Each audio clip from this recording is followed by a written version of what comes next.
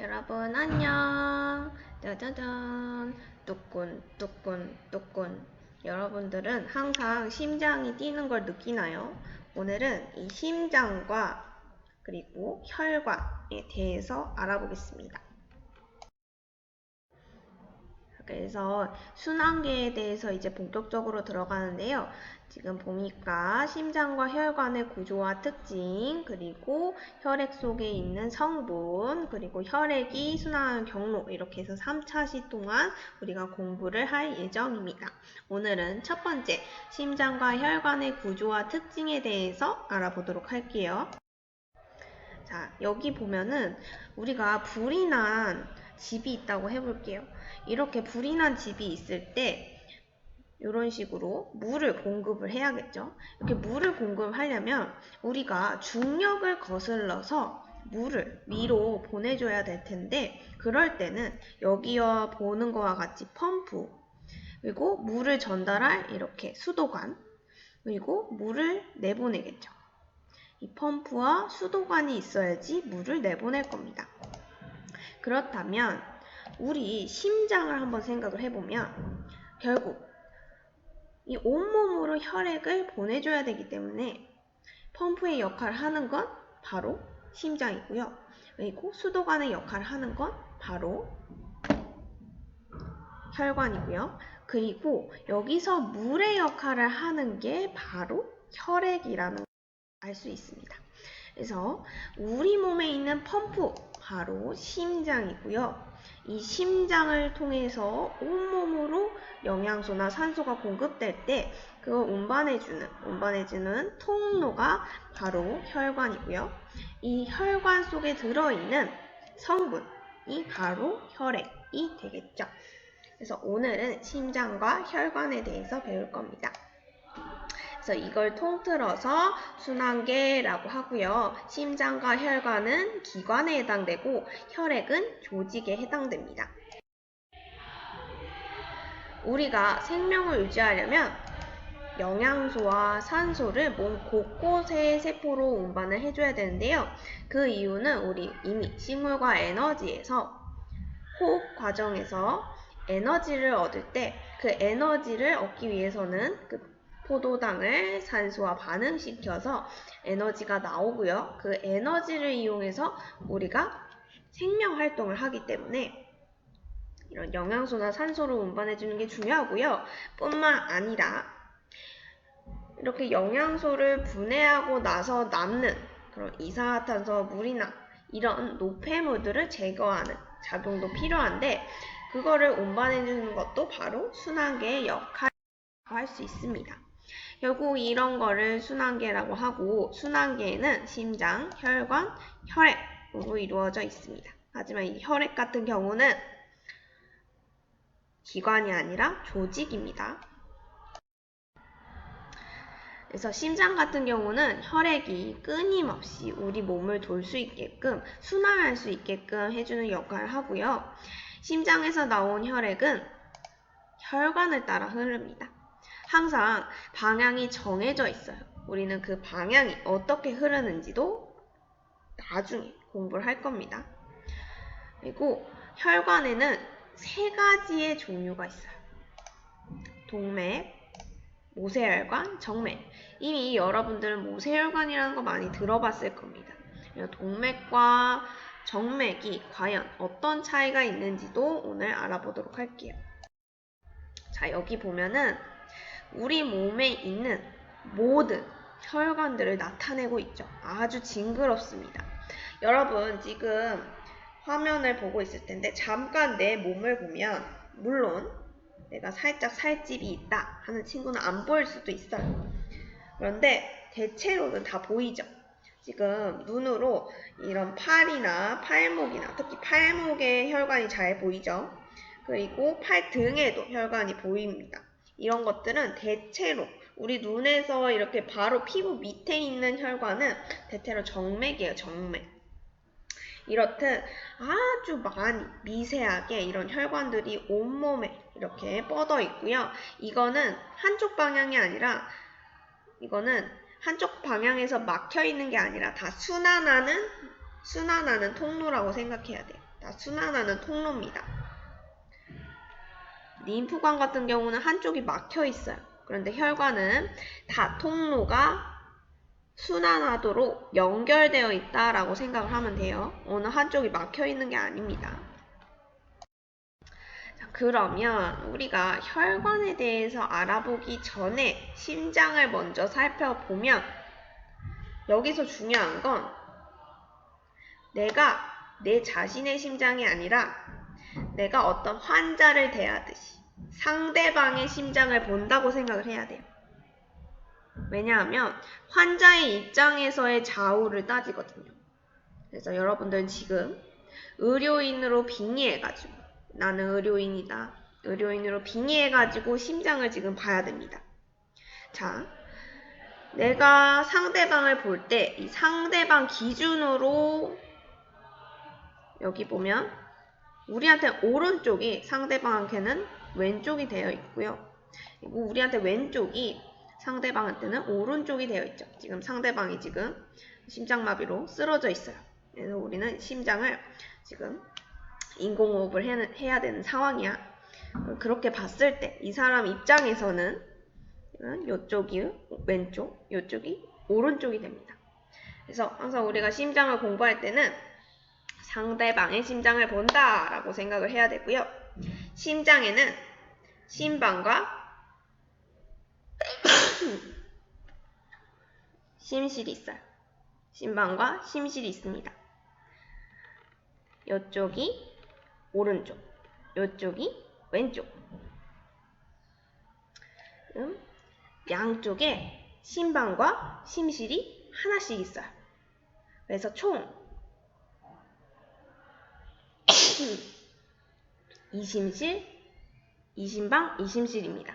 이심방, 이심실. 우리는 이심방, 이심실. 그래서 요거를 이름 붙이는 게 중요한데요. 우선은 오른쪽에 있는 거 우죠. 우리 오른 우 한자로 배웠을 거예요. 그리고 왼쪽 오른 좌 아니 왼좌 왼좌 이렇게 되어 있죠. 그리고 항상 위쪽에 심방이라는 게 있어요. 위쪽에 심방이라는 게 있습니다. 심방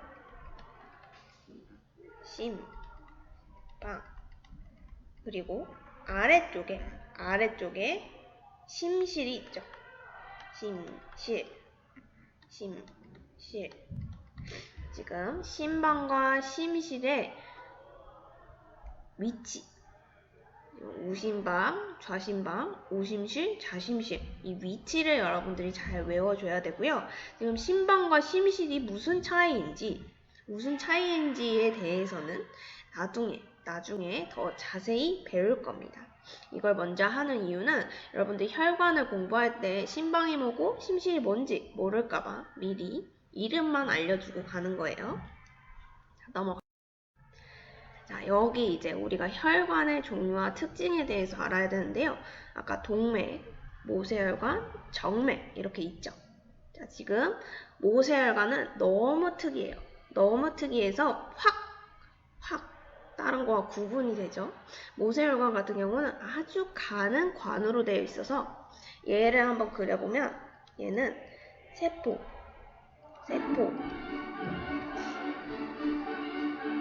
한 겹으로 되어 있어요. 이 관의 두께가 세포 한 겹으로 되어 있어요. 세포 한 겹으로 되어 있어요. 이렇게 관이 있다고 했을 때 이렇게 세포 한 겹으로 되어 있어서 이럴 때의 특징은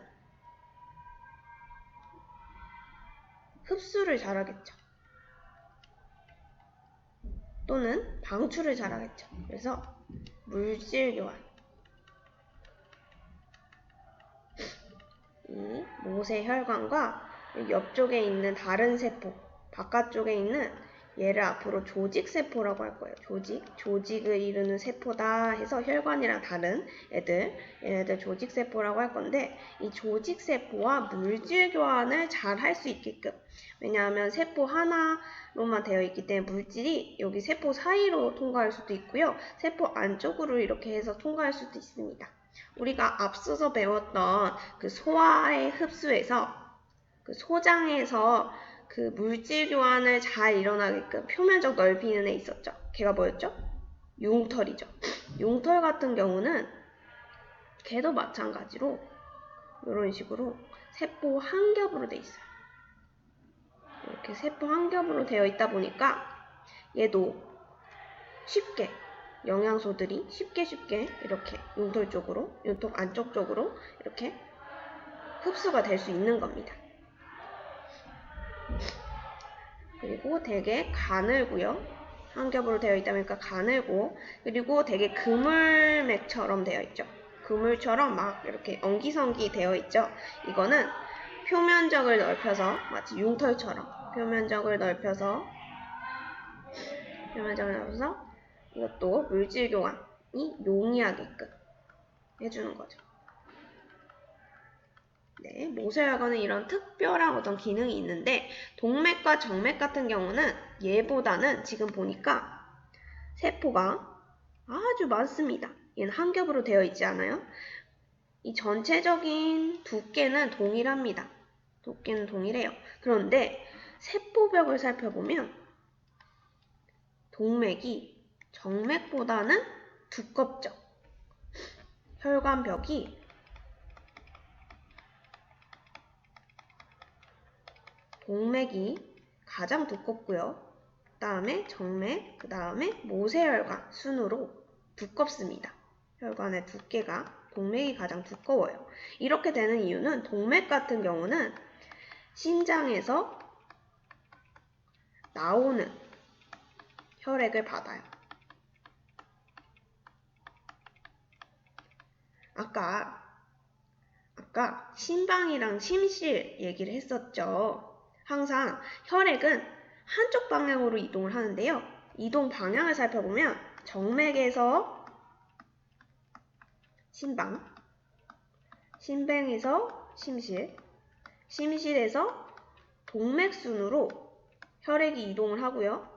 물론 중간에 모세혈관이 있고 모세혈관에서 다시 정맥으로, 정맥에서 다시 심장으로 이렇게 들어가는 그런 순환고리가 있습니다.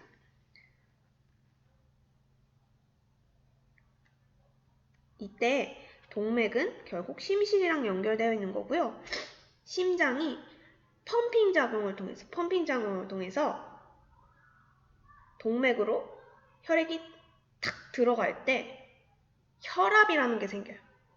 혈압. 여러분 혈압 들어봤죠? 고혈압이니 저혈압이니 기립성 저혈압이니 뭐 이런 거 들어봤죠? 혈압이라는 거는 결국 혈액이 혈관을 미는 힘이에요. 혈액이 혈관을 미는 힘. 그러니까 혈액이 가지는 압력이라는 뜻이에요. 그래서 동맥 같은 경우는 바로 심실로부터 펌핑된 그런 혈액을 받다 보니까 동맥은 두꺼워야지, 안 그러면 혈관이 터지겠죠. 그래서 동맥은 정맥보다 두꺼운 거고요. 왜냐하면 동맥에서 혈압이 높아진 혈액이 모세혈관에서 혈압이 점점 낮아지고요. 정맥 가서는 엄청 혈압이 낮습니다. 그러다 보니까 혈압이 낮은 피가 정맥에 흐르게 되고요. 그러다 보면은 이 발까지 갔던 피가 다시 중력을 거슬러서 심장까지 오려면 혈압도 낮는데 혈액이 움직이는 원동력이 없어요. 그러다 보니까 혈액이 거꾸로 갈 수가 있습니다. 항상 혈액은 한쪽 방향으로만 간다고 했었죠. 그래서 순환한다고 했었잖아요. 그런데 혈액이 심장으로 와야 할 혈액이 거꾸로 가면 안 되겠죠. 거꾸로 가면 안 돼서 그때 정맥에 판막이 있어서 혈액이 이렇게 이동할 때는 열려 있는데 만약 혈액이 이쪽 반대 방향으로 갔을 때 이 판막이 닫혀버립니다. 판막이 닫혀버려요. 지금 많은 얘기를 해서 지금 뭔 소리야 이럴 수 있는데요. 여기서 알아야 될 건 혈관벽이 동맥이 가장 두껍다. 그거는 심장에서 나오는 혈액을 받기 때문이다.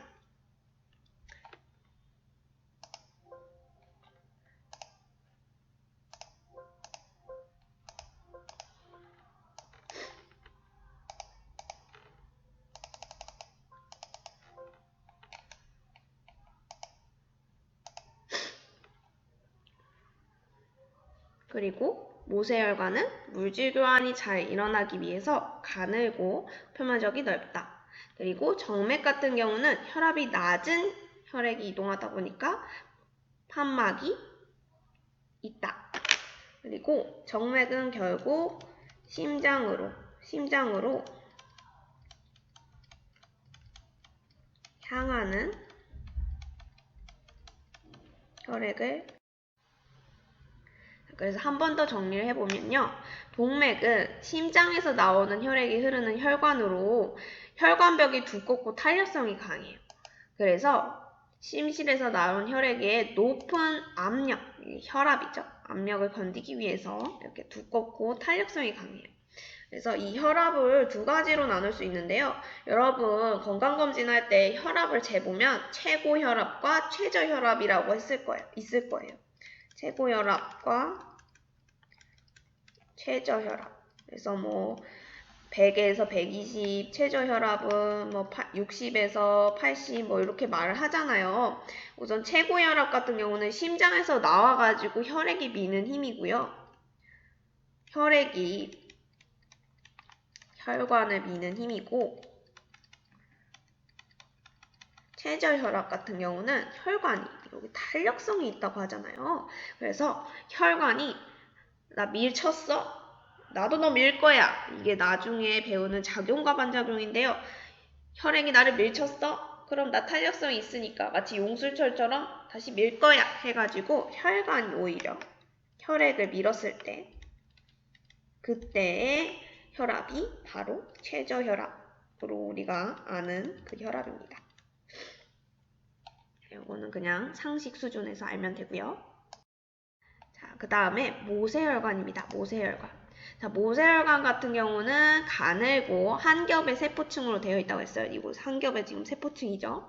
그래서 여기를 통해서 결국 여기 조직세포 쪽으로 산소와 영양소를 운반해주고요. 세포에서 다시 이런 노폐물들을 받는 역할을 합니다.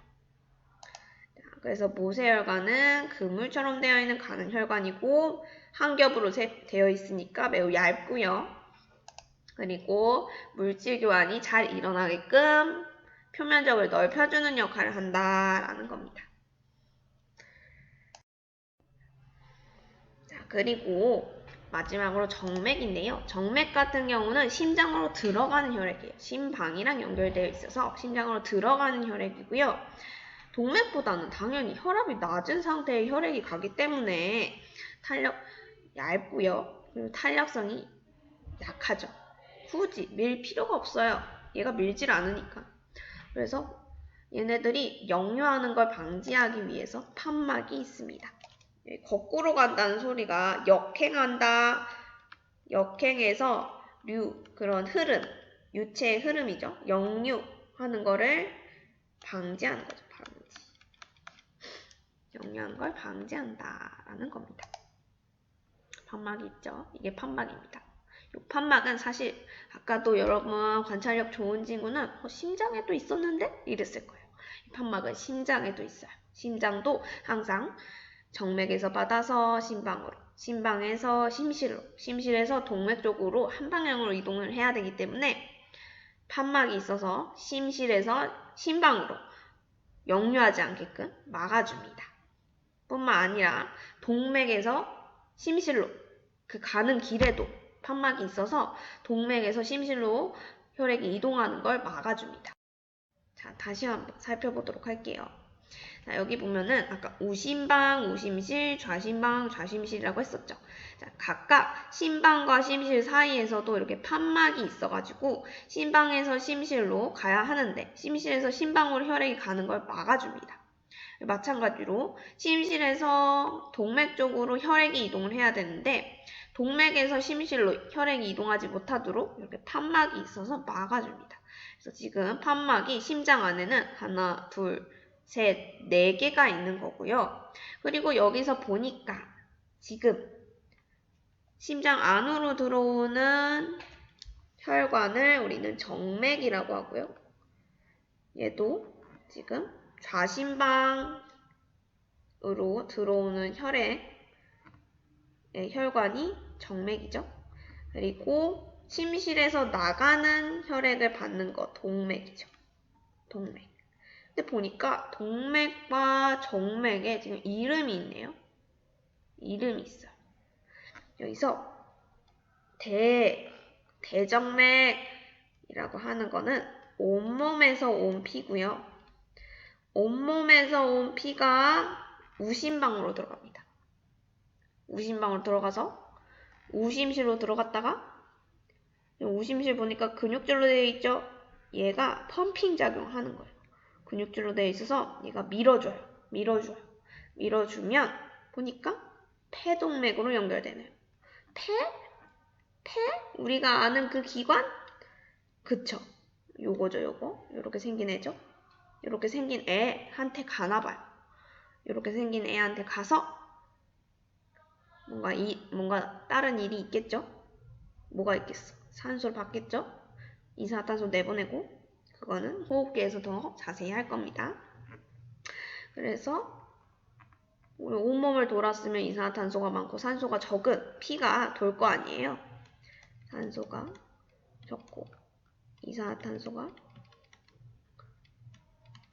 많은 이런 피가 폐에 가서 재충전되는 거죠.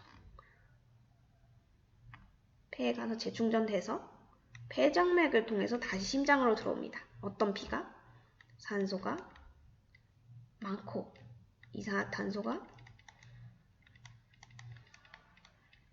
적은 그런 피가 폐정맥을 통해서 항상 심장 들어가는 거는 정맥이라고 했죠? 폐정맥을 통해서 다시 심장으로 들어오는데 그때는 좌심방으로 들어와가지고 좌심실로 갔다가 여기 보니까 더 두꺼워. 우심실보다 더 두껍죠? 그 이유는 대동맥을 통해서 온몸으로 보내야 하기 때문이에요. 폐동맥 같은 경우는 폐에만 보내주면 돼. 심장이랑 근처죠, 폐는. 아주 조금만 가면 돼. 그래서 얘는 근육층이 좌심실보단 두껍지 않습니다. 그런데 좌심실 같은 경우는 온몸으로 아주 그냥 다리 끝까지 보내야 되죠, 혈액을. 그래서 아주 두꺼워요. 그래서 펌핑 작용을 아주 더 많이 해가지고 더 많이 피가 날아가게끔 해주는 역할을 하는 거죠.